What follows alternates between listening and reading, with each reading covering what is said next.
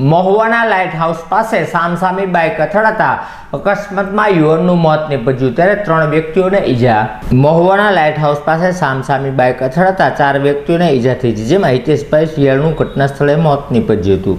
આ અકસ્માતમાં પરેશભાઈ વનરાજભાઈ શિયાળ, મેહુલભાઈ દેવરાજભાઈ બારૈયા, હિરેનભાઈ સોમતભાઈ બારૈયાને ઈજા થતાં સારવારથી ખસેડતા પોલીસે જરૂરી કાર્યવાહી હાથ ધરી હતી।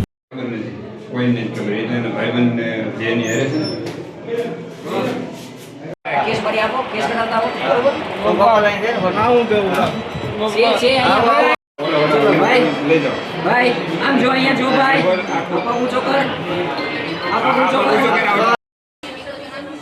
વીકો જો આમે જોરી રીતે કાઢી